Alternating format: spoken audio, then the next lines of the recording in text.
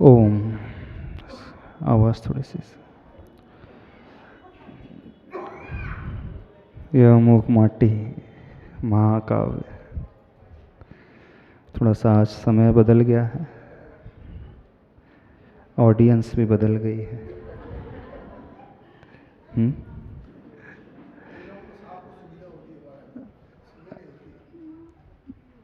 यात्रा उस माटी से कलश के निर्माण की है। यात्रा अनगढ़ से स्वरूपता की है। यात्रा संसारी से मुक्ति की है। यात्रा जो है अशुभ से शुभ और शुद्ध की है। माटी उदाहरण है, दृष्टांत है, घटाना संसारी व्यक्ति में है, हमारे अपने भीतर है। वह शिल्पी उस माटी को मिलाकर के जल में रोंदन की क्रिया करके एक सुंदर रूप देता है, जो कलश का रूप पा जाता है। कलश का रूप पाते ही उसकी पूज्यता प्रकट हो जाती है, मांगलिकता प्रकट हो जाती है। ऐसे ही हमारे जीवन में गुरु महाराज होते हैं, उस शिल्पी की भांति, जो हमारे भीतर पूज्यता अभी छिपी हुई है, ढकी हुई है। वे अपने उपदेश से, दिशा से, निर्देश से, संकेत से और फिर आदेश से शिष्य को सही मार्ग में लगाकर ऊपर की ओर पहुंचाते हैं। हम भी अपने जीवन को परिष्कृत करना सीखें इस महाकाव्य की यात्रा के माध्यम से। इसी प्रयोजन को ध्यान में रखते हुए आगे अपन पृष्ठ नंबर 157 की ओर देखते हैं। 157 पेज नंबर। जो विषय हो गया था भिन्न भिन्न रसों का, करुणा रस शांत रस से अलग होता है। करुणा रस फूल की भांति होता है और शांत रस फल की भांति होता है। फूल ही फल में जाकर के ढलता है, ऐसे ही व्यवहार में जो करुणा होती है, व्यवहार में जो वात्सल्य आदि होते हैं, हमारे जीवन में एक स्टेज वह आती है जब हम पूर्ण शुद्ध अवस्था तक पहुंच जाते हैं, और वही एक शांत रस कहलाता है। तो यहाँ जो कहा जा रहा है, करुणा, और अब एक नया रस का प्रादुर्भाव हो रहा है, और वह रस है वात्सल्य रस।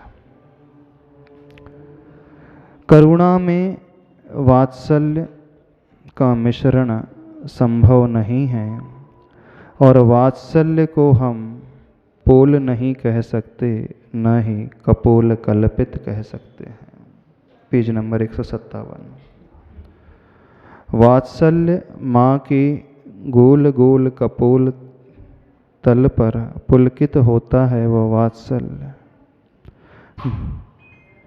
करुणा रस समवात्सल्य भी द्वैत भोजी तो होता है, पर ममता समेत मौजी होता है। इसमें बाहरी आदान प्रदान की प्रमुखता रहती है, भीतरी उपादान गौण होता है। यही कारण है इसमें अद्वैत मौन होता है। दो शब्दों का प्रयोग आचार्य भगवान कह रहे हैं यहाँ पर, एक द्वैत और एक अद्वैत। वात्सल्य रस जो होता है वह द्वैत भोजी होता है, यानी वहाँ पर दो की आवश्यकता होती है। लेकिन शांत रस जो होता है अद्वैत को लिए हुए होता है, वहाँ दूसरा नहीं, मात्र अपनी आत्मा ही है, उसी का हमें आलम्बन लेना होता है। तो महासत्ता माँ की गोल गोल कपोल तल पर पुलकित होता है वह वात्सल्य। वात्सल्य कैसा होता है? माँ और पुत्र का संबंध। जब माँ वात्सल्य से भर जाती है तो देखो उसकी कैसी परिणति होती है। गोल गोल कपोल, कपोल का अर्थ होता है गाल। पुलकित होता है वह वात्सल्य, करुणा सम वात्सल्य भी द्वैत भोजी होता है। यानी वहाँ दो की आवश्यकता है।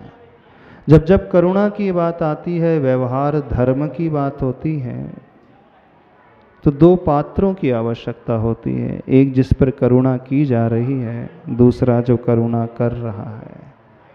वात्सल्य के लिए भी दो की आवश्यकता होती है, माँ और उसका वत्स पुत्र आदि। उन दोनों जगह दोनों की आवश्यकता होती है, लेकिन शांत रस में दो की नहीं, एकमात्र एक की ही आवश्यकता होती है। विषय समझ में आ रहा है? नहीं समझ में आ रहा है? कठिन तो नहीं हो रहा है? संसारी व्यक्ति कैसा होता है? उसके लिए धर्म की परिभाषा करुणा तक, वात्सल्य तक सीमित रहती है। लेकिन धर्म जो हो है ना, पूर्णता कहाँ पाता है? जब हम अपनी ही आत्मा में स्थिर हो जाते हैं। उसके अलावा हमें किसी आलम्बन की आवश्यकता नहीं होती है। निरालंबन। संसारी व्यक्ति सुख भी आलम्बन में ही देखता है, वस्तुओं में देखता है, दूसरे की आवश्यकता होती है। मुनि महाराज जो श्रेणी में चढ़ते हैं वो भी सुखी होते हैं, प्रभु वह भी परम सुखी होते हैं, अनंत सुखी होते हैं। आप भी अपने जीवन में सुख को खोजते हैं, लेकिन आपका सुख कहाँ है? बाहरी आलम्बन में, वस्तुओं में, द्रव्य में, भोजन में, सामग्री में, सुविधाओं में, पति में, पत्नी में, पुत्र में। यानी जब जब संसारी व्यक्ति सुख की खोज करेगा तो उसे दूसरा अवश्य चाहिए। हमारे प्रभु भी परम सुखी हैं। उन्हें सुख की प्राप्ति किस में होती है? क्या दूसरे की आवश्यकता होती तब वो सुखी? अंतर समझना दोनों के सुख में। संसारी व्यक्ति का सुख द्वैत में होता है। संसारी व्यक्ति का धर्म भी द्वैत को लिए हुए होता है। लेकिन जो मुक्त जीव होते हैं, परम पिता परमेश्वर होते हैं, उनका सुख पराश्रित नहीं स्वाश्रित होता है।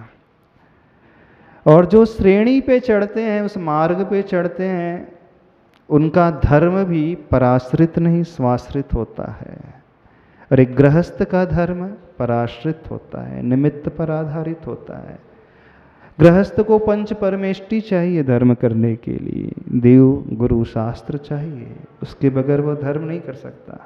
लेकिन मुनि महाराज को न उन्हें गुरु की आवश्यकता, न देव की आवश्यकता, न शास्त्रों की आवश्यकता। किस समय? जब वो ध्यान अवस्था में। उससे निचली अवस्था में उन्हें भी गुरु की आवश्यकता, शास्त्र की आवश्यकता। लेकिन जैसे जैसे वो ऊपर की सीढ़ी चढ़ते हैं, उन्हें किसी की आवश्यकता नहीं। चतुर्थ काल में मुनिराज रहते थे जंगल में अकेले। कितनी आयु पर्यंत तक? कितनी आयु होती थी जानते हो? 8 वर्ष कम एक पूर्व कोटि की आयु तक मुनि अवस्था में रहते थे, बिना शास्त्र के, बिना मंदिर के और बिना ही गुरु के। वो मार्ग में भी पराश्रित नहीं स्वाश्रित रहते थे। और जब स्वाश्रित मार्ग में है तो जब मंजिल में पहुंच जाएंगे तो वहां पर भी स्वाश्रित। तो मुनियों का जो धर्म होता है वो अद्वैत को लिए हुए होता है, और गृहस्थ श्रावकों का धर्म द्वैत को लिए हुए होता है। करुणा में भी द्वैत है, वात्सल्य में भी द्वैत है, धर्म में भी द्वैत है, और सुख में भी द्वैत है। गृहस्थ के अंतर समझना। मुनि महाराज इससे टोटली डिफरेंट। समझ में आ रहा है? अद्वैत यानी आत्मा को छोड़ करके और किसी का आलंबन नहीं, किसी के पीछे और भागना नहीं। जो व्यक्ति गुरु को, मुनि को, प्रभु को मानता है, वह सुख कहाँ खोजने की कोशिश करेगा? वस्तु में, दूसरों में, व्यक्ति में। आप लोग कहाँ भागते हो सुख के लिए? बाहर ही भागते हो। और बाहरी वस्तु की ओर भागेंगे तो वो तो क्षणिक है, नश्वर है, कितनी समय तक रहेगी? एक समय के बाद तो छूट जाएगी, नष्ट हो जाएगी। तो वस्तु नष्ट हुई तो हमारा सुख भी गया। बच्चा चला गया, माँ का बच्चा चला गया, एक्सपायर हो गया सपोज, तो माँ दुखी हो जाएगी। पैसा चला गया, लुट गया, तो वो दुखी हो जाएगा। शरीर अस्वस्थ हो गया तो वो दुखी हो जाएगा। गाड़ी चली गई तो वो दुखी हो जाएगा। हर जगह वो दुखी हो रहा है। क्यों दुखी हो रहा है? एक सीमा तक तो वो सुखी है, लेकिन एक सीमा, एक समय के पश्चात वो दुखी हो जाता है। क्यों? क्योंकि उसने पर में सब कुछ देखा है। मुनि महाराज कभी दुखी नहीं होते हैं, क्योंकि वो पराश्रित होते ही नहीं, वो अकेले में रहते हैं, एकत्व विभक्त की भावना भाने वाले होते हैं। तो अंतर समझ में आ रहा है दोनों में क्या होता है अंतर? आप लोगों को क्या अच्छा लगता है? द्वैत, दो का संबंध जहां होता है, क्या द्वैत? जब जब आप अथवा संसारी व्यक्ति इस ओर गति करेगा तो वो हमेशा दुखी रहेगा, क्योंकि उसने धर्म समझा ही नहीं है। मजबूरी है, बात अलग है, लेकिन एटलीस्ट वो समझे तो सही है मेरा भ्रम है, मेरी गलती है, मैं जहाँ भाग रहा हूँ वहाँ मुझे कुछ मिलेगा नहीं, वहाँ मुझे एकमात्र सुखाभास मिलेगा। बस इसको थोड़ा सा समझने की चेष्टा करो। इससे बाहरी आदान प्रदान की प्रमुखता रहती है, भीतरी उपादान गौण होता है। यही कारण है इसमें अद्वैत मौन होता है। वात्सल्य ममता समेत मौजी होता है। ममता भी है, ममता पूर्ण होने पर वह प्रसन्न हो उठती है माँ, लेकिन उसमें अद्वैत गौण रहता है, द्वैत होता है। अब आगे अपन इस विषय को थोड़ा सा और आगे बढ़ाएं। सहधर्मी सम आचार विचारों पर ही इसका प्रयोग होता है। इसकी अभिव्यक्ति मृदु मुस्कान के बिना संभव ही नहीं है। वात्सल्य रस के आस्वादन में हल्की सी मधुरता, फिर क्षण भंगुरता झलकती है। Page number 158। ओस के कणों से नहीं प्यास बुझती, न आस बुझता बस श्वास का दिया वह। फिर तुम ही बताओ वात्सल्य में शांत रस का अंतर्भाव कैसा हो। समझ में आ रहा है विषय? कठिन तो नहीं लग रही मूक माटी? हाँ, सधर्मी सम आचार विचारों पर ही इसका प्रयोग होता है। वात्सल्य में किसका प्रयोग होता है? एक सधर्मी चाहिए उसको, जिसके ऊपर वो वात्सल्य करे। वात्सल्य सम्यक दर्शन के 8 अंगों में एक अंग होता है। अब वात्सल्य करने के लिए एक पात्र भी तो चाहिए, दूसरा व्यक्ति भी तो चाहिए, उसमें दूसरे की आवश्यकता होती है। इसकी अभिव्यक्ति मृदु मुस्कान के बिना संभव ही नहीं है। जब किसी के मन में वात्सल्य पैदा होता है तो उसका चेहरा एकदम प्रसन्न हो जाता है, खेद खिन्न नहीं होता है। आपके मन में जब वात्सल्य पैदा होता है किसी के लिए, चेहरे की मुस्कुराहट अलग ही प्रकार की हो जाती है। तो वात्सल्य क्या है? पर के वात्सल्य रस के आस्वादन में हल्की सी मधुरता, फिर क्षण भंगुरता झलकती है, यानी कुछ समय के पश्चात वो खो जाएगा, परमानेंट नहीं रहता, स्थिर नहीं रहता। कैसे? ओस के कणों की भांति, न ही प्यास बुझती न आस, बुझता बस श्वास का दिया वह। ओस से यदि हम प्यास बुझाना चाहें, संभव है? ओस के कणों को एकत्रित करके यदि हम पानी भरना चाहें, संभव? ओस से न ही प्यास बुझती है और न ही आशा का दीपक पूरा होता है। जो व्यक्ति मात्र इसी में धर्म देख रहा है वो क्षणिक है। अब इसका अर्थ यह ना समझ ले कि हम वात्सल्य से रहित हो जाएं, थोड़ा अंतर समझना, नहीं तो इसका दूसरा पहलू भी है। आप लोग ये कह सकते हो, जहाँ निश्चय की मुख्यता का वर्णन किया जाता है वहाँ वात्सल्य को भी गौण कर दिया जाता है, वहाँ करुणा को भी गौण कर दिया जाता है। वहाँ सिर्फ आत्मा का वह ज्ञान दर्शन स्वभाव, आत्मा का वो ज्ञानोपयोग और दर्शनोपयोग, आत्मा की वो चैतन्य धारा, सिर्फ आत्मा के अलावा कुछ नहीं। यानी जो आत्मा का स्वभाव है हमारा ज्ञाता दृष्टा। तो शांत रस में, परम अध्यात्म में, अद्वैत्व में आत्मा के ज्ञान दर्शन स्वभाव के अलावा सब कुछ क्षणभंगुर छोड़ना होता है। लेकिन व्यवहारिक धर्म में वात्सल्य की भी आवश्यकता है, करुणा की भी आवश्यकता है। इस बात को समझना।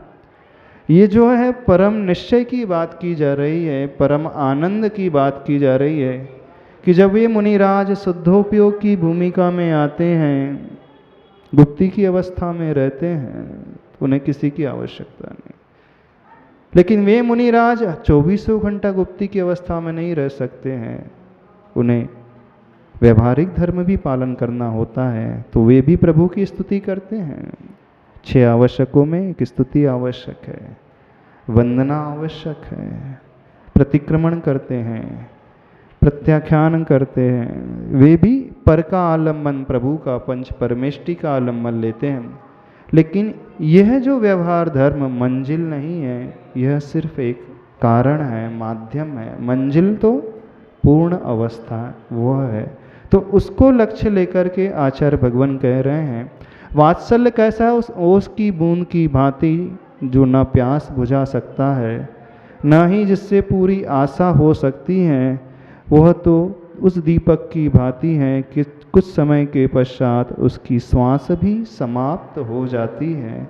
वहाँ पूर्णता की प्राप्ति कभी नहीं होती है। तो इस विषय को समझने की थोड़ी सी कोशिश करना। फिर तुम ही बताओ वात्सल्य में शांत रस का अंतर्भाव कैसा हो। माँ की गोद में बालक हो, माँ उसे दूध पिला रही हो, बालक दूध पीता हुआ ऊपर माँ की ओर निहारता अवश्य, अधरों पर, नयनों में और कपोल युगलों पर। क्रिया प्रतिक्रिया की परिस्थिति प्रतिफलन किस रूप में है, परीक्षण चलता रहता है।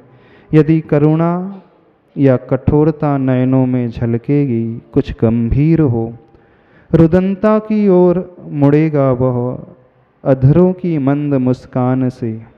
यदि कपोल चंचल स्पंदित होते हों, ठसका लगेगा वह। यही एक कारण है कि प्रायः माँ दूध पिलाते समय अपने अंचल में बालक के मुख को छिपा लेती है। यानी शांत रस का संवेदन वह सानंद एकांत में ही हो, और तब एकाकी हो संवेदी वह। ये पूरा पृष्ठ हमने पढ़ दिया है, अब इसकी थोड़ी सी व्याख्या कर लेते हैं। बहुत अच्छे से आचार्य भगवान ने चित्रण किया है उस माँ का, उस वात्सल्य के दृश्य का। जब माँ अपने बालक को दूध पिलाती है तो बालक के हाव भाव कैसे होते हैं, शायद आप लोगों ने तो अनुभव किया हो।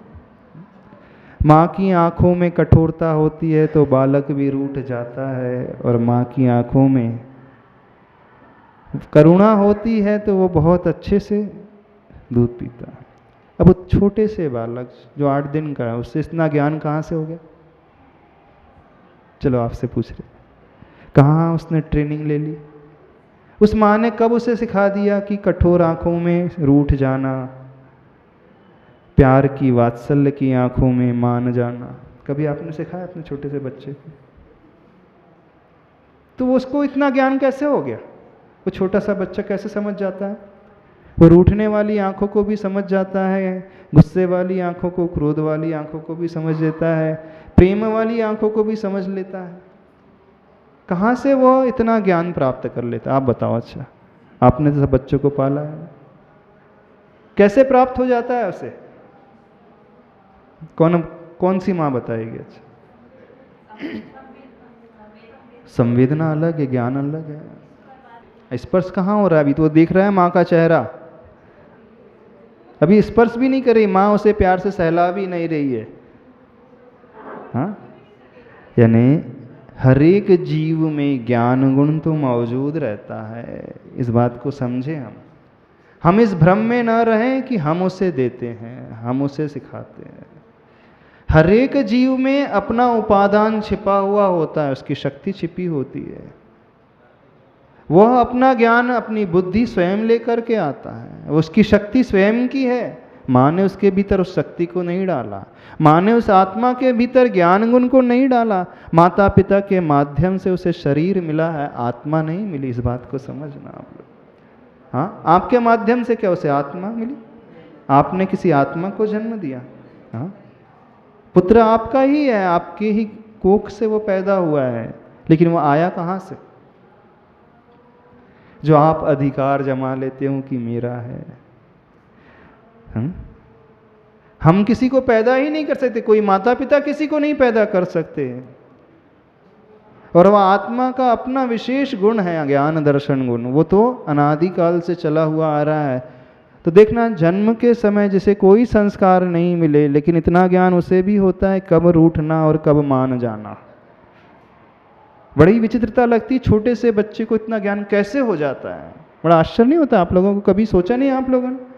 अरे अपने बच्चे इतने बड़े बड़े कर लिए, कभी नहीं सोचा इतना 4 दिन का बच्चा वो कैसे समझ जाता है आपकी भाषा? मनुष्य तो छोड़ो, तिर्यंच भी समझ जाता है। वो गाय का बछड़ा वो भी समझ जाता है? नहीं समझ जाता। आप तो कुछ बोल लोगे, शब्द का प्रयोग कर लोगे, गाय बकरी आदि जो पशु होते हैं उनके मुख से तो कोई शब्द भी नहीं निकलता, बस आवाज़ निकलती, ध्वनि निकलती है, फिर भी वह बछड़ा वो बछिया अपनी माँ की भाषा समझ लेती। कैसे कैसे समझ लेती? इनहेरेंट नहीं, उसकी आंखों को देखकर। हाँ, इनहेरेंट तो उसका ज्ञान गुण है ही, लेकिन उसकी आंखों को देख करके वो समझ लेता है बछड़ा कि गाय क्या कह रही है। समझ रहे हो कि नहीं समझ रहे हो? थोड़ा कभी अपना अध्ययन भी करा करो। माँ की गोद में बालक हो, माँ उसे दूध पिला रही हो, बालक दूध पीता हुआ ऊपर माँ की ओर निहारता अवश्य। कहाँ कहाँ देखता है? देखना, अधरों पर, नयनों में और कपोल युगलों पर। वो छोटा सा बच्चा किस किस का अध्ययन कर रहा है? माँ के अधर मतलब होठों, नयन है उनकी दोनों आँखों को, और दोनों कपोल युगल मतलब दोनों गाल को देखता है। क्रिया प्रतिक्रिया की परिस्थिति, प्रतिफलन किस रूप में है, परीक्षण चलता रहता है। आचार्य भगवान की क्षमता देखो, गजब की क्षमता है। जिस विषय में कोई नहीं सोच सकता वहां पे आचार्य भगवान का चिंतन। यानी आपने बच्चे पाले लेकिन आपने कभी नहीं सोचा नहीं है, सही बात। आपने बच्चों को जन्म दिया है लेकिन आपको नहीं पता।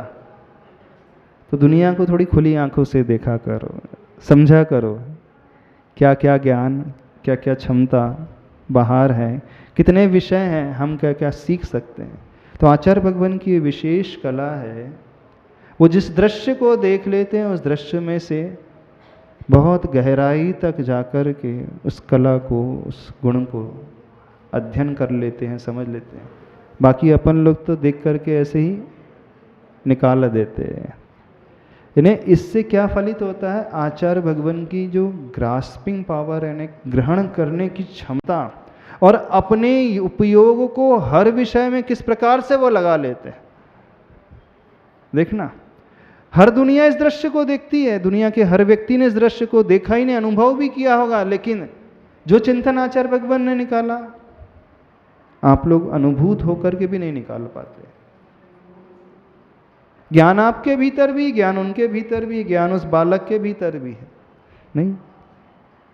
पर होते हुए भी हम सब अपने ज्ञान को उपयोग में ही नहीं लाते, अपनी क्षमता का उपयोग ही नहीं करते, उसे ऐसे ही छोड़ देते, नहीं छोड़ देते। तो थोड़ा सा हर व्यक्ति से कहना है, अपनी क्षमता का उपयोग करना सीखे, उसे यूं ही व्यर्थ ना जाने दे। कोई भी दृश्य संसार में होता है तो हर दृश्य में शिक्षा देता है, कोई भी घटना होती है तो हर घटना में सब प्रकार की शिक्षा छिपी होती है, बस लेने की दृष्टि चाहिए। और जिसके भीतर ये दृष्टि होती है वह उस अदृश्य में भी उस दृश्यमान वस्तु को देख लेता है, बस उसको उद्घाटित करने की शक्ति और उसका प्रयोग करने की भावना। तो क्रिया प्रतिक्रिया की परिस्थिति प्रतिफलन के स्वरूप में है, परीक्षण चलता रहता है। यदि करुणा या कठोरता नयनों में झलकेगी, कुछ गंभीर हो रुदनता की ओर मुड़ेगा वो। माँ की आंखों में कठोरता है तो वह रोने लगेगा। अधरों की मंद मुस्कान से यदि कपोल चंचल स्पंदित होते हों, ठसका लेगा वो। बहुत ज़्यादा खुश हो जाएगा तो उसको ठसका लग जाएगा, और वात्सल्य झलकेगा तो वो प्रसन्न हो जाएगा। यही कारण है एक कि प्राय माँ दूध पिलाते समय अपने अंचल में बालक के मुख को छुपा लेते। इसी कारण छिपाते हैं आप लोग।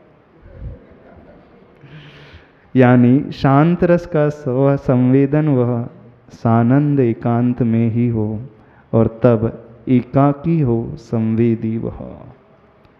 रंग और पेज नंबर 159। रंग और तरंग से रहित सरवर के अंतरंग से अपने रंगहीन या रंगीन अंग का संगम होना ही संगत है। शांत रस का यही संग है, यही अंग है। शांत रस कैसा होता है? शांत रस का संवेदन कैसा होता है? एकांत में ही होता है, आनंद से सहित। तो तभी वह संवेदन किया जा सकता है। लेकिन एकांत किसी को अच्छा नहीं लगता। लगता है? बोर हो जाओगे आप। एक तो भावना अच्छी लगती, 12 भावना में किस किस को अच्छी लगती? मैं एकाकी एकतुलिए सभी आते, तन धन को साथी समझाता। सबको याद है? सबको याद है? इसका भाव क्या है? अच्छा किसको लगता है? एकाकीपन। अच्छा सही बताना, किसको अच्छा लगता है? तो ऐसा नियम ले लो, एक दिन 24 घंटे हम एकांत में ही रहेंगे। रह सकते? कोई नहीं रहेगा, कोई बात नहीं करेगा आपसे, कोई देखेगा नहीं आपको। तो खुश हो गए कि बोर हो जाओगे? 24 घंटे छोड़ो, 1 घंटे नहीं बैठ सकता व्यक्ति। यानी कितना ज़्यादा आदी हो गया वो दूसरे का। यानी अपने सुख को पाने के लिए उसे कोई दूसरा चाहिए, अवश्य नहीं चाहिए। अपने आनंद को पाने के लिए उसे कोई कंपनी चाहिए, कोई, अदरवाइज वो कुछ नहीं कर पाएगा। यानी कितना पराश्रित हो गया है व्यक्ति। 12 भावना में एकत्व भावना सिर्फ पढ़ते हैं व्यक्ति। तो कहाँ जा रहा है? वो शांत रस का संवेदन एकांत में ही होगा। जब हम सबको छोड़ देंगे, सिर्फ अपने साथ रहेंगे। आप लोग अपने साथ कब रहते हो? कितने लोग अपने साथ रहते हैं? नहीं, आप तो परिवार के साथ रहते हैं। माँ के साथ, पिता के साथ, बच्चों के साथ, पति के साथ, पत्नी के साथ। अपने साथ कौन रहता? कोई नहीं रहता। अच्छा हाँ, वो बोले अब तो मोबाइल के साथ रहते हैं। यानी अपने साथ रहने में कितनी कठिनाई होती है देखना। एक वो इमेजिन करना कि आप घर में मान लीजिए एक दिन अकेले रहो, रात में भी दिन में भी कोई ना हो, टीवी भी नहीं, मोबाइल भी नहीं, कोई पुस्तक भी नहीं, सिर्फ अकेले 24 घंटे आपको बिताना है। कल्पना करो कभी ऐसा दिन आ जाए, क्या करोगे? किसी से बात भी नहीं करना है आपको, चिंतन भी नहीं करना है, चलो जाप भी नहीं देना, माला भी नहीं फेरना है। अच्छा लगेगा कि बुरा लगेगा? हम इतना समझना चाहते हैं। कितने लोगों को अच्छा लगेगा? थोड़ा हाथ खड़े कर दें। कोई नहीं होगा, कोई आपके साथ कोई नहीं, सबको बुरा लगेगा। अच्छा, कितने लोग मोक्ष जाना चाहते हैं? तो वहां मोक्ष में कोई नहीं है, कोई भी नहीं रहेगा। यदि मोक्ष जाना चाहते हो तो उसकी प्रैक्टिस करो ना एक दिन के लिए। हम एक दिन 24 घंटे किसी का आलम्बन नहीं लेंगे। अभ्यास करके देखो ना कैसा लगता है। हाँ, वो बोल रहे हैं 1 घंटे का ही अभ्यास कर लो। चलो 1 घंटे निरालंब होकर के, किसी से बात नहीं, किसी का चेहरा नहीं, कोई पुस्तक नहीं, कोई मंत्र नहीं, कोई जाप नहीं, कोई स्वाध्याय नहीं, कोई चिंतन भी नहीं, सिर्फ साक्षी भाव, ज्ञाता दृष्टा का भाव। अरे करना नहीं, जो आ रहा है उसे देखना है, उसे जानना है। जो भी मन में विचार आ रहा है उसे हम जाने और देखें, जैसे दुनिया को जानते देखते हैं। ये भी एक ध्यान होता है, समझो। कुछ लोग बोल रहे थे महाराज जी हमें ध्यान कराओ, ध्यान सीखना चाहते हैं। कैसे होता है ध्यान? तो ध्यान में क्या होता है? तो आचार्य भगवान कहते हैं ध्यान में कुछ न करने की स्थिति होती है, यानी जो जो हम करते हैं उसे सब छोड़ना पड़ता है। हर व्यक्ति इतना ज़्यादा आदी हो चुका है कुछ कुछ करने का, दूसरों के साथ रहने का, कि वह अकेला रह ही नहीं सकता। रहना तो बहुत दूर, सोचने में भी डर लगता है लोगों को। लोग बोलेंगे पागल जैसे हो जाएंगे हम तो। अरे ये भी कोई जिंदगी है? ये भी कोई तरीका हुआ है रहने का? हाँ, नहीं रह पाओगे। अच्छा 1 घंटा रह सकते हो? 1 घंटा? तो फिर धर्म, फिर मोक्ष कैसे जाओगे? मोक्ष कैसे जाना चाहते हो आप? इसका मतलब आप मोक्ष चाहते ही नहीं, क्योंकि मोक्ष में कुछ नहीं मिलेगा। कुछ भी नहीं, कोई भी नहीं। न पति, न पत्नी, न बच्चे हैं, न टीवी, न मोबाइल, न पुस्तक, न भोजन, न घूमना, न फिरना, कुछ भी नहीं। यहाँ तक कि शरीर भी नहीं है। हाँ, लेकिन हम रहेंगे अवश्य, हमारा एग्जिस्टेंस, हमारा अस्तित्व रहेगा अवश्य, हमारी आत्मा रहेगी अवश्य। कैसे रहेगी? अपने ज्ञान दर्शन स्वभाव को लेकर। सोचने में भी डर लग रहा है ना? बिल्कुल डर लग रहा है। इसका अर्थ सीधा सा यह है कि आप लोग जो भगवान की पूजा करते हो ना, मोक्ष फल प्राप्त है, फलम निर्वपामि ति स्वाहा, ऊपर ऊपर से करते हो, आप लोग चाहते नहीं हो। बिल्कुल सत्य कह रहे हैं, आप लोग अंदर से चाहते ही नहीं है मोक्ष जाना। आप लोग क्या चाहते हो? परिवार चाहते हो, बच्चे चाहते हो, दुकान चाहते हो, पैसा चाहते हो, शरीर चाहते हो। मोक्ष कौन चाहता है? अच्छा जो पूजा करता है, गुडली चाहते हो? नहीं चाहते, अंदर से नहीं चाहते ना। बोलते भले ही है लेकिन चाहता कोई भी नहीं है। सबकी चाह में कोई दूसरा बसा है, नहीं बसा। कोई वस्तु होगी, कोई व्यक्ति होगा, कोई सुविधा होगी, कोई भोजन पानी होगा, इसके अलावा कुछ है? इसके अलावा कुछ भी नहीं है। तो आचार्य भगवान कह रहे हैं वो शांत रस कैसा है, उसका संवेदन कब होता है? तो जो एकांत में रहता है, एकाकी रहता है, एकत्व भावना को भाने वाला होता है। अभी तो एकत्व भावना का पाठ किया जाता है, 12 भावना का पाठ किया जाता है, पढ़ा अकेले जाता है, भाई नहीं जाती, कोई भी नहीं भाता। लोग कहते हैं अवश्य हम 12 भावना भा रहे हैं, पर भाने वाला कोई नहीं है, सिर्फ रट्टू तोता के भांति पढ़ने वाला है। गलत तो नहीं कह रहा? और जो पूजन भी की जाती है वो अंदर से वैसी चाह होती ही नहीं। अब बताओ कितने लोग मोक्ष जाना चाहते हैं? मोक्ष जाना पसंद करोगे तो मोक्ष का अभ्यास करके देखोगे एक दिन? हाँ, थोड़ी देर के करके तो देखो। जो है सो है, जैसा है सो है। ये भी एक साधना होती है। कई लोग तो इसी प्रकार के ध्यान को करते हैं। कौन से ध्यान? साक्षी भाव के ध्यान को, जानने और देखने वाले ध्यान को। उसका आनंद एक अद्भुत आनंद होता है। उसमें हम पूर्ण निर्विकल्प रहते हैं, कोई टेंशन नहीं, कोई विकल्प ही नहीं, कोई भाव ही नहीं, पूर्ण अपने साथ रहते हैं। पर अपने साथ रहना सबसे दुर्लभ है, ऐसा लगता है, सबसे कठिन है। दूसरों के साथ रहना बहुत आसान है, लेकिन अपने साथ रहना कुछ देर ऐसा लगता है कि खाने को दौड़ रहा है कोई है, ऐसे ही। हम थोड़ी बोले विचारों की श्रृंखला को रोक लो, रोकना नहीं है, जो आ रहा है उसे देखना अकेले। जानो और देखो, चला करके जानने की कोशिश नहीं, जो आ रहा है सर। फिल्म की रील आ रही है, जा रही है, आ रही है, जा रही है, जा रही है, जा रही है, बस देखो जा।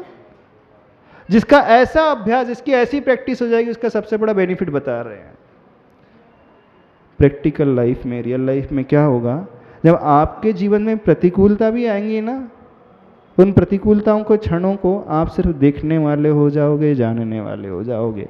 आप उसमें घबराओगे नहीं, उसका लाभ बता रहे हैं आपको। मोक्ष में तो जब पहुंचोगे पहुंचोगे। अब कोई प्रश्न कर सकता है कि ऐसा बैठने से क्या होगा, हमें क्या मिलेगा? हम बेवकूफ़ थोड़ी हैं, पागल थोड़ी हैं। नहीं, उसकी सबसे बड़ी जो लाभ की बात होती है, व्यक्ति इतना सहिष्णु हो जाता है, सब कुछ सहन करने का आदी हो जाएगा, उससे फर्क नहीं पड़ेगा, ज़्यादा अंतर नहीं आएगा। जब बहुत कठिनाई आएंगी, बहुत उपसर्ग हो जाएंगे उसके ऊपर, तो कोई फर्क नहीं। कैसे वे मुनिराज जंगल में रह कर के उन भीषण उपसर्ग को झेल लेते हैं। शेर भक्षण कर रहा है, श्यालनी सुकुमार मुनिराज को खा रही है, पैरों को नोच नोच करके, मांस निकाल करके खा रही है, फिर भी मुनिराज हाथ पर हाथ रख करके ध्यान में बैठे हैं। कैसे संभव होता है? कभी सोचा इस बात को? वो गजकुमार मुनिराज के ऊपर जलती हुई सिगड़ी रख दी गई, फिर भी वो बैठे धैर्य ध्यान में। यदि कोई व्यक्ति ऐसा सोचे तो वो बोलेगा कि नहीं, संभव ही नहीं है। छोटी सी अग्नि की चिंगारी लग जाती है तो हम हिल जाते हैं, वो सिगड़ी रख दिया है तो कैसे होगा? हाँ, कुत्ते नोच नोच करके खाते रहें, अग्नि शरीर में लग जाए, बारिश हो रही है, ओले शोले पत्थर बरस रहे हैं, फिर भी वो ध्यान से चलायमान नहीं होते। किस बलबूते पर? कौन सी साधना के बलबूते पर? एकमात्र इसी ध्यान की साधना के बलबूते पर हम ये कह रहे हैं। ये छोटी मोटी चीज़ नहीं, बहुत बड़ी चीज़ है, इसे समझें। तो जिसने यह प्रैक्टिस करना सीख लिया, वह जीवन में हर परिस्थिति में बहुत आनंद में रहेगा। क्यों आनंद में रहेगा? क्योंकि उसने ज्ञाता दृष्टा होने की एक साधना कर ली। फिर उसके जीवन में बहुत सारी अनुकूलता भी आएंगी ना, तो वो फूलेगा नहीं, अभिमान भी नहीं आएगा उससे। बहुत ज़्यादा तीव्र पुण्य का उदय होगा, बहुत पैसा भी आता रहेगा, तो उससे कोई अभिमान कभी घेरेगा भी नहीं। और जब बहुत ज़्यादा कठिनाई रहेंगी तो वो दीनहीन भी नहीं बनेगा, रोएगा भी नहीं। क्यों? क्योंकि वो उस घड़ी को भी देख रहा, जान रहा था, इस घड़ी को भी जान रहा, देख रहा है। समझ रहे हो? नहीं समझ रहे? कभी करके देखना इस प्रैक्टिस को, इस ध्यान को, बड़ा आनंद आता है। और जिसकी ऐसी हैबिट बन जाएगी, फिर वो जीवन में बहुत आनंद में रहता है। तो ये आनंद को पाने के तरीके हैं, मात्र अभ्यास नहीं है, मात्र ऊपर ऊपर घटने वाली क्रियाएं नहीं है। इस बात को समझना। ध्यान में बहुत आनंद की प्राप्ति मुनिराज को होती है। आप सिर्फ सुनते हैं, अकेले हैं, लेकिन कैसे? ये थोड़ा सा अभ्यास श्रावक भी कर सकता है और उसका फल पूर्ण रूप से ना सही, लेकिन थोड़ा तो उसे मिल ही जाएगा। बहुत छोटी छोटी बातों में जो टेंशन से भर जाता है, विकल्प करने लगता है, घबराने लगता है, चिंता में डूब जाता है, डिप्रेशन में चले जाता है, बहुत ज़्यादा तनाव से भर जाता है, तो इस ध्यान के अभ्यास से, इस प्रकार की धारणा के बल पर वो इन छोटी छोटी बातों को तो देख करके ऐसे ही इग्नोर कर देगा, अप्रभावित रहेगा। सबसे बड़ा फायदा उससे ये होता है। तो ऐसे अभ्यास को करना सीखो, हम ये कह रहे हैं। ऐसा वो शांत रस है, एकांत रस है, एकांत में पाने वाला वो रस है। कर पाओगे? रंग और तरंग से रहित सरोवर के अंतरंग से अपने रंगहीन या रंगीन अंग का संगम होना ही संगत है। शांत रस का यही संग है, यही अंग है। हमें उस तालाब के जल में अपना प्रतिबिंब कब नजर आता है? जब उसमें तरंग उठ रही हो तब नहीं आता है, यानी तरंगे ना उठती हो। और वो जल भी रंगीन हो तो भी नहीं आएगा, यानी निर्मल होना चाहिए। ना ही उसमें रंग हो, ना ही उसमें तरंग हो। तो ऐसे सरोवर के अंतरंग से हम अपने प्रतिबिंब को देख सकते हैं। तो अपने रंगहीन या रंगीन अंग का संगम होना ही संगत है। ये तो उदाहरण हुआ। तो तालाब के जल में अपने प्रतिबिंब को देखने के लिए रंग और तरंग से रहित होना आवश्यक है। ऐसे ही अपने आप को देखने के लिए अपनी आत्मा रूपी सरोवर में जो भिन्न भिन्न चाह होती है रंगीन दुनिया की, भिन्न भिन्न जो विकल्प उठते हैं, तरंग से मतलब विकल्प के भाव पैदा हो जाते हैं, और रंग से मतलब ऐशो आराम की जो चाह होती है, तृष्णा लगी है, तो जब तक आत्मा में वो चाह लगी रहेगी, तृष्णा बनी रहेगी, अथवा वह विकल्प रूपी तरंगों में उलझा रहेगा, तब तक इस आत्म सरोवर में अपने स्वरूप को नहीं देख सकता। आत्म स्वरूप के स्वरूप में आत्म स्वरूप को देखने के लिए आत्मा का रूपी सरोवर कैसा होना चाहिए? रंग और तरंग से, अर्थात तृष्णा, लोभ, चाह और विकल्पों से रहित होगा, तब कहीं वह आत्मा के आनंद में डूबेगा। तो उसी बात को आचार्य भगवान कह रहे हैं, अपने रंगहीन या रंगीन अंग का संगम होना ही संगत है। शांत रस का यही संग है, यही अंग। दो चीज़ें कही हैं, एक तो रंगहीन और दूसरी रंगीन। तो रंगीन मतलब जो रिफ्लेक्शन है, वो पानी में पड़ने वाला प्रतिबिंब, और रंगहीन मतलब आत्मा हमारी कोई रंग से सहित नहीं होती है। आत्मा में न कोई रूप है, न रंग है, न आकार है, न प्रकार है। तो रंगहीन से मतलब यहाँ पर जिसके लिए उदाहरण दृष्टांत दिया गया है, वह आत्मा का स्वरूप कब नजर आएगा? जब हम विकल्प और चाह आदि तृष्णा से ऊपर उठेंगे। तो शांत रस का यही संग है, यही अंग है। शांत रस उस आनंद को दिलाने वाला है। आगे बढ़े। करुणा रस जीवन का प्राण है, घम घम समीर धर्मी है। वात्सल्य जीवन का त्राण है, धवलिम नीर धर्मी है। किंतु यह द्वैत जगत की बात हुई, शांत रस जीवन का गान है, मधुरिम क्षीर धर्मी है। कुछ समझ में आए? नहीं समझ में आए? पंक्तियों के अर्थ नहीं समझ में आए? चलो हम खोल देते हैं। करुणा रस कैसा है? जीवन का प्राण है। घम घम समीर, समीर का अर्थ होता है हवा। जब बहुत ज़्यादा घाम होता है, धूप होती है, उस समय यदि हवा चलने लगे तो एक राहत की अनुभूति होती है। तो करुणा रस राहत देने वाली हवा की भांति है उस घाम में। वात्सल्य जीवन का त्राण है, यानी जीवन को बचाने वाला है। धवलिम नीर धर्मी, धवली मतलब सफ़ेद, निर्मल। नीर का अर्थ होता है जल। जल कैसा होता है? एकदम निर्मल। किंतु द्वैत जगत की बात हुई। दोनों ही, चाहे करुणा रस हो चाहे वात्सल रस हो, ये दोनों द्वैत जगत की बात कर रहे हैं। शांत रस कैसा है? वह जीवन का गान है। मधुरिम क्षीर धर्मी है, वह जीवन का संगीत है। उसमें मधुर, क्षीर का अर्थ होता है दुग्ध, दूध। तो जैसा दूध मीठा स्वादिष्ट होता है, वैसा ही वह शांत रस स्वादिष्ट आनंद देने वाला है।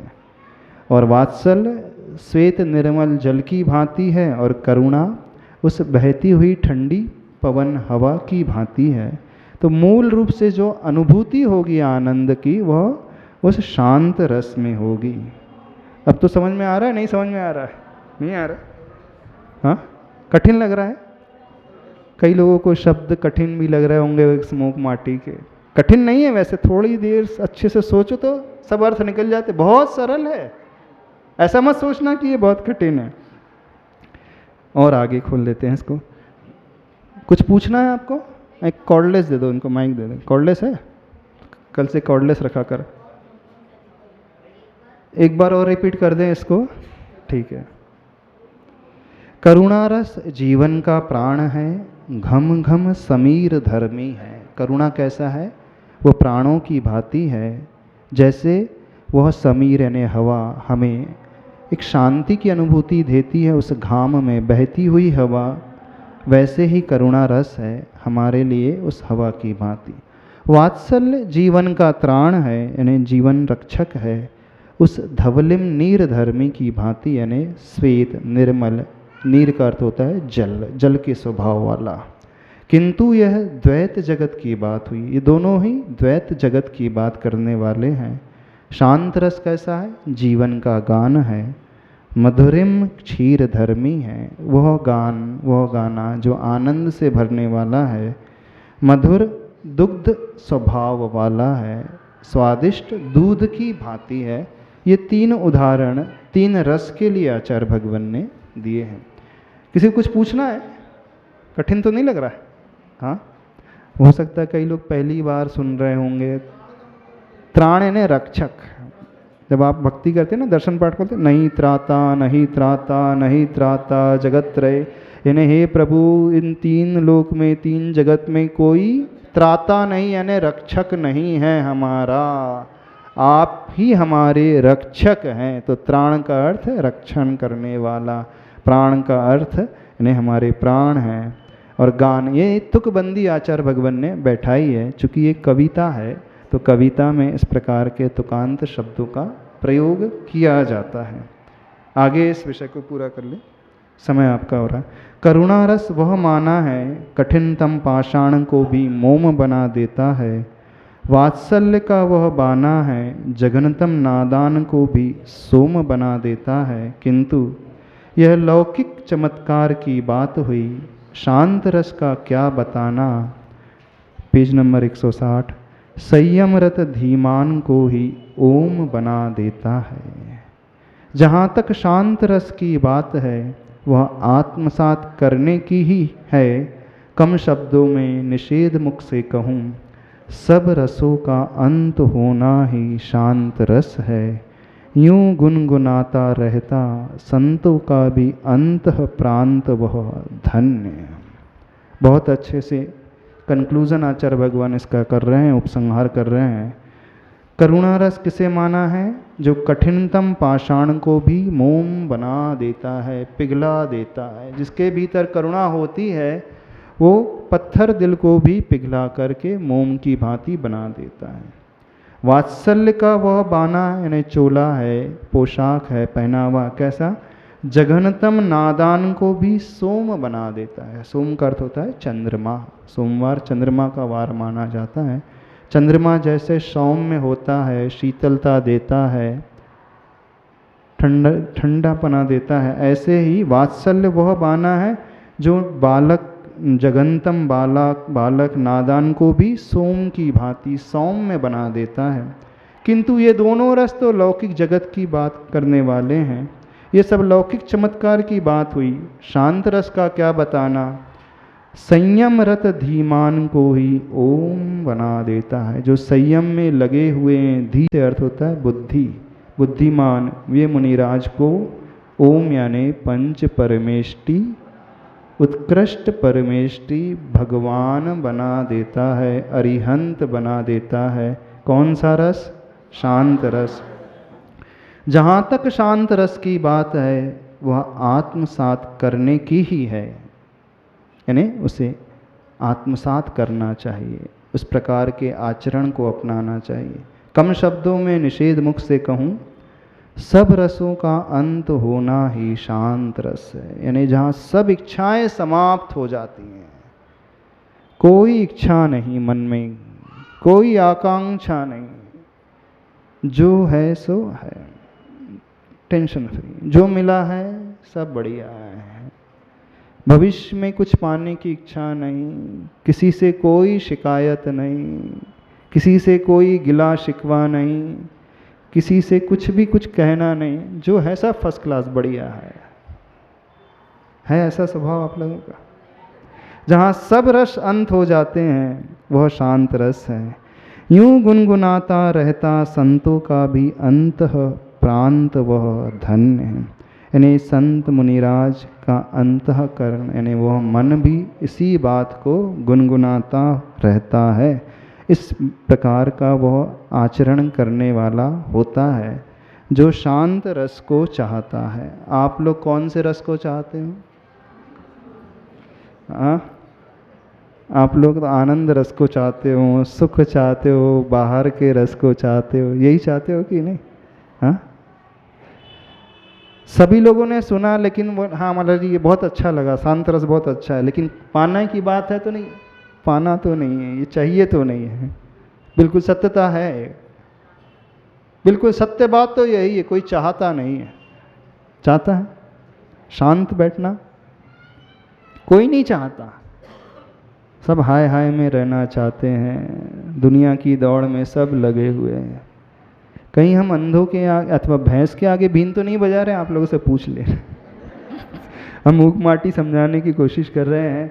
हमें क्लियर कर देना, आप बता देना महाराज जी आप भैंस के आगे बीन बना जब बजा रहे हो तो भैंस के आगे बीन बजाने से कुछ होता है? ऐसा तो नहीं है कि व्यर्थ पुरसार जाएगा। भैंस खड़ी हो, खूब सारी भी खड़ी हो, बीन भी बजाओ, ढोल भी बजाओ, कोई फर्क पड़ता है भैंस को? नहीं पड़ता ना। आप लोगों को फर्क पड़ेगा? कठोर बोल दिया हमने, कठोर तो नहीं बोल, फर्क पड़ेगा? पड़ेगा। चलो समय हो रहा है आप लोगों का, थोड़ी देर ध्यान करा देते हैं। सब लोग अच्छे से बैठ जाओ।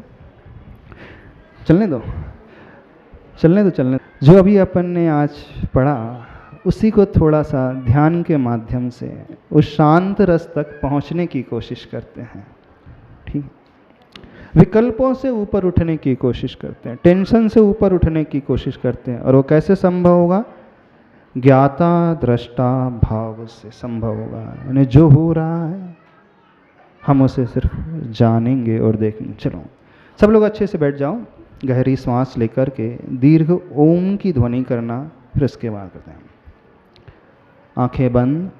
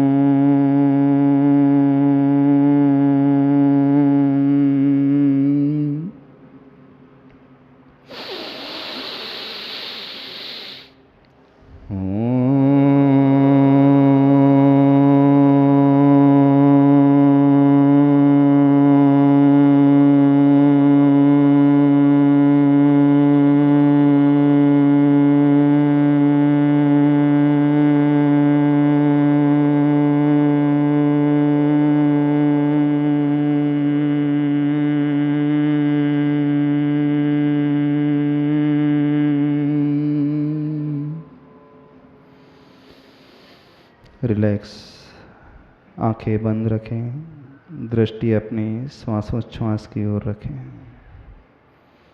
सहजता से उस श्वास को लें, आती हुई श्वास को देखें। जितनी क्षमता हो उसे रोक करके रखें। पुनः धीरे धीरे उस श्वास को बाहर जाने दें। बाहर के विकल्पों से ऊपर उठते हुए सारा ध्यान एकमात्र अपनी श्वास की ओर। पुनः एक बार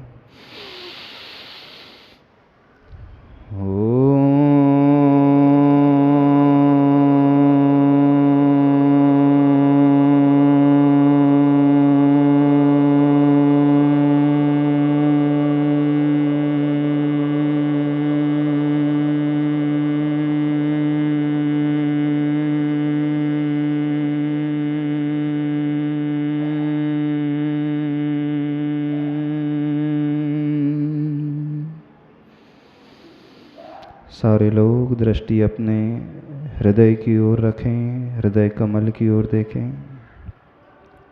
धारणा बनाएं, मैं विकल्पों से रहित हूँ, एकमात्र ज्ञान स्वभाव वाला हूँ, दर्शन स्वभाव वाला हूँ, समस्त चिंता से मैं मुक्त हूँ। जैसा हम कहें उसे दोहराएं। ज्ञान स्वभाव हम,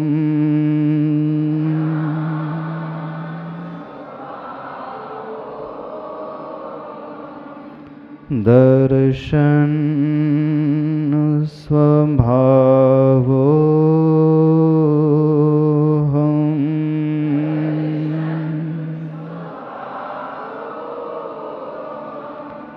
विकल्प रहितो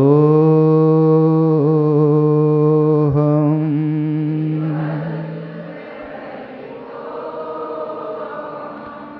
आनंद स्वरूपो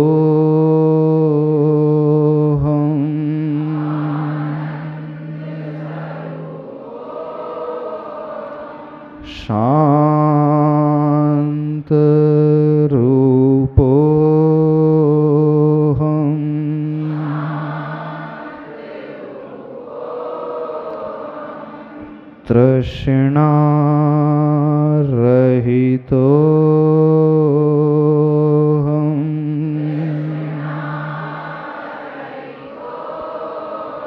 चैतन्य स्वरूपो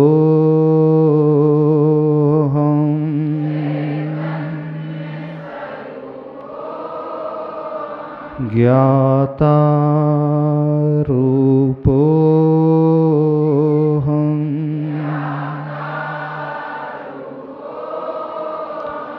दृष्टा रूपो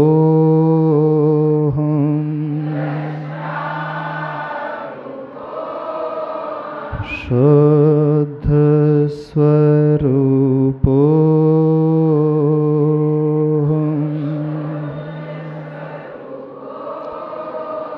शुद्धो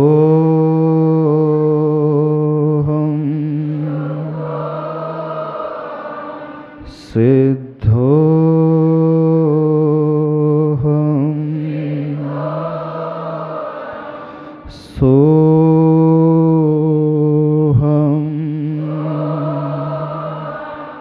दृष्टि अपने हृदय केंद्र की ओर रखें।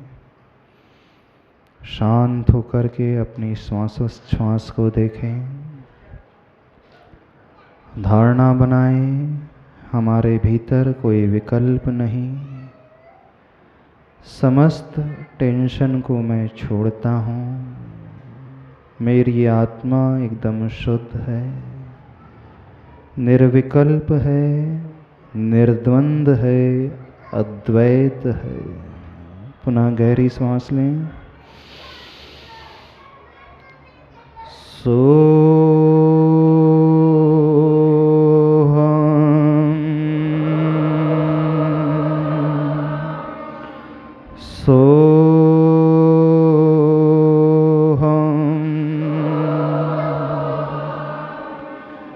शुद्धो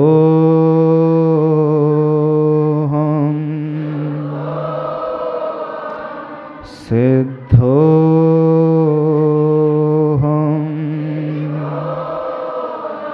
बुद्धो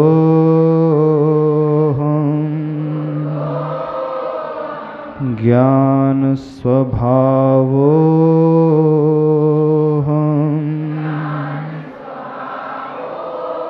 दर्शन स्वरूपो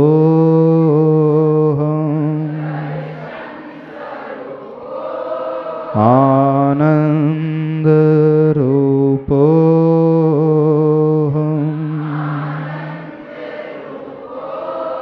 सुख स्वरूपो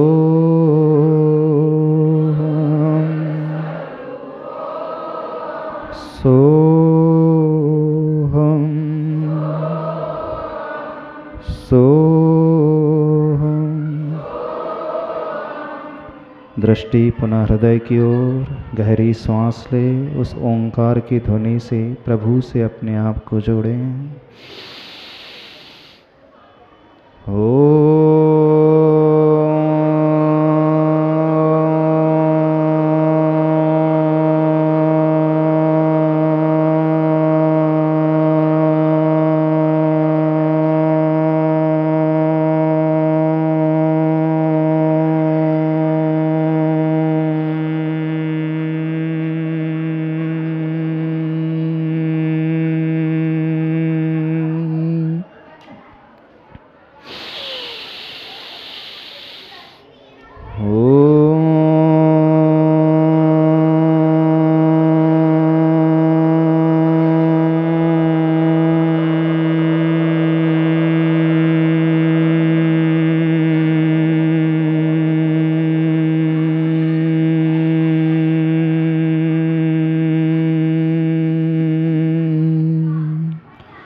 दोनों हथेलियों को जोड़ें, हृदय के निकट लाएं। आपस में स्पर्श करते हुए, घर्षण करते हुए इस पूरी ऊर्जा को अपने शरीर से स्पर्श करते हुए लें। बोले भगवान महावीर स्वामी की। संत शिरोमणि आचार्य भगवान गुरुदेव श्री विद्यासागर जी महाराज की, शुद्ध स्वरूप की।